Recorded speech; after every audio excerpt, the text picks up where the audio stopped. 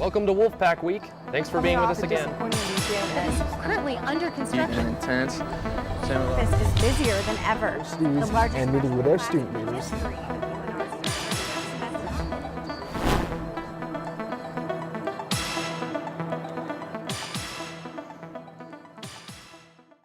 Welcome to Wolfpack Week. Thanks for joining us. I'm Jordan Yoder. I'm Jordan Bowler.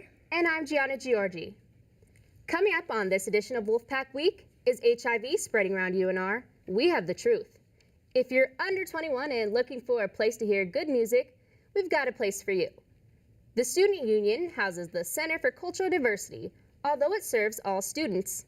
Football spring practices came to an end with the annual Silver and Blue game on Saturday. And now for our lead story. Rumors began on UNR's campus about an HIV outbreak in the dorms. It turns out these were in fact just rumors. Gianna Giorgi has more on the story. Last week, a rumor spread at the University of Nevada, Reno, claiming more than 20 cases of HIV were contracted at the dorms. One student says she read the rumor online. I found out about it on Facebook, and I heard that 28 cases of HIV were reported just from the dorms. Luckily enough, the Student Health Center was having free testing last week. I found out about the free testing from the rumor, but it wasn't because of the HIV rumor. I just wanted to get it done. One nurse says many students came in to get tested. It was pandemonium, and then that's when I'm like, okay, we gotta nip this in the bud right now. Morrison says it's scary, but being educated is the most important thing. And I know it's scary when everybody's talking about it, but just remember how it's contracted. Enid Jennings, health educator for the clinic, says a few things all students should know about contracting HIV. Unless you've had sexual intercourse with someone, you're not at risk. Sharing needles obviously puts you at risk, which our students aren't doing a lot of that. But sharing toilets, kissing, sharing cups, those things don't put you at risk. Jennings says what she needs to do now. Try to set the record straight about the fact that we have seen no increase in cases. Jennings says a statement was sent out to students that there has been no increase in HIV cases, and the accusation appears to be a rumor. For Wolfpack Week, I'm Gianna Giorgi.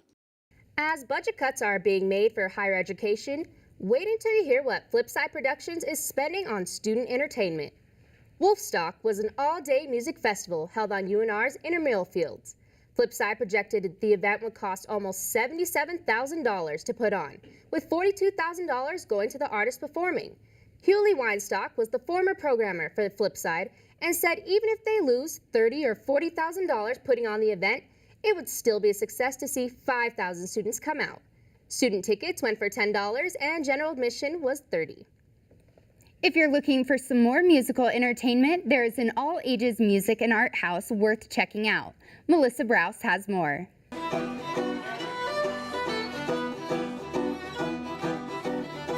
Reno is a city that's rich in art and music, and with that comes many talented musicians.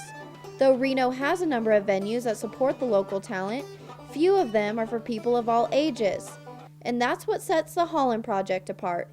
They're really supportive of a lot of bands here in Reno, and they're really great because they give, they're always all ages shows, which is, there's a very few places in Reno that do that. The Holland Project is a local music and art house. It gives musicians and artists a place to develop their craft. The music part, it's a really good creative outlet. But along the way, the musicians also help develop the culture of Reno. If you don't have that arts community around, nobody wants to stick around in a town. Town gets very, very boring. The Holland Project has been in Reno for 6 years now. It's funded by grants, donations, and admission fees. And employees are hoping their new location in South Reno will bring notoriety to the organization. Reporting for Wolfpack Week, I'm Melissa Browse. And when we return, there's a place on campus for all students to go for academic success. If you drive buzzed, it could cost you around $10,000. You'll face major legal fees, major fines, and steep insurance penalties. you could lose everything. Nothing kills a buzz like getting pulled over for buzz driving, because buzz driving is drunk driving. Welcome back to Wolfpack Week. The Center for Cultural Diversity is a place on campus many students don't know about. With finals approaching, it just might be the resource you need for success. Jordan Bowler reports. Hidden away on the 3rd floor of the Joe Crowley Student Union is a valuable resource many students do not know about. The center is a place created to promote student cultural diversity. Current student Reginald Greer explains why he likes the center. I like the atmosphere. It's a good place to kick it if I need a break from classes or studying. There's a lot of resources around here. The center at UNR is unique in many ways. It's not the African American center, it's not the Native American center, it's not the Hispanic American center. They have those on other campuses. Here it's just one big inclusive culture. Kelly August was unsure about going to the center at first, but now feels differently about it. At first, I was a little nervous my fall semester because I had friends who were in here a lot, and being the white girl, I wasn't sure if this is where I was meant to be. But as time went on, I finally came in and met some of their friends and realized that I had weird fears of coming in here for no reason. Ellen Houston, assistant director of the center, says the center is there to help students succeed. It's clearly a place where all people are welcomed and accepted, and it is a place that is about student success, and that's what we really care about, is helping students be successful on this campus, to be empowered and to graduate. The center is a great resource to students because they also offer many things such as academic counseling and campus services. This is Jordan Bowler reporting for Wolfpack Week. And now sports with Jordan Bowler. The annual Silver and Blue Spring Game brought many fans to Mackey Stadium for a preview of the 2012 Wolfpack football team. Gianna Giorgi has more. Pack football was back in action this past Saturday at Mackey Stadium.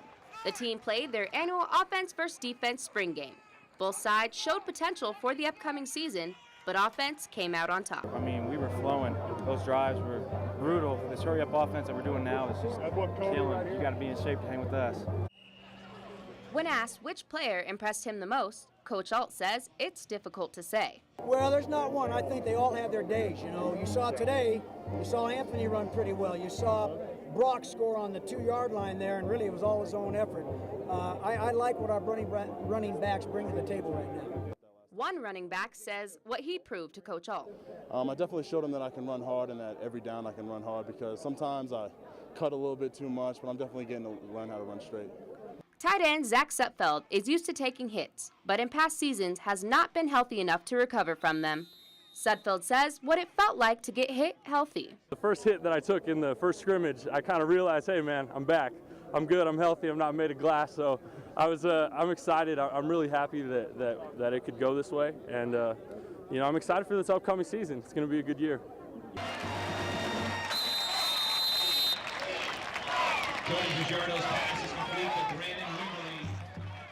Another player back from injury is Brandon Wimberly. Last summer, he took a bullet to the abdomen and missed the 2011 season. Now back strong, he and Sudfeld will help quarterback Cody Fajardo to hopefully a winning season. For Wolfpack Week, I'm Gianna Giorgi. Former Wolfpack defensive back Malik James was released from the Nevada 2012-2013 roster after getting a DUI early last Sunday morning. Coach Alt says he violated team rules but did not provide any further details. James, the senior-to-be, is from Los Angeles and signed up as a second-string cornerback on the spring season depth chart. James transferred from UNR in 2012 from Cincinnati and played in 6 games last season. He is noted for 2 tackles during last season's Hawaii Bowl game against Southern Mississippi. That's all on this edition of Wolfpack Week. Thanks for tuning in. Hope to see you next time.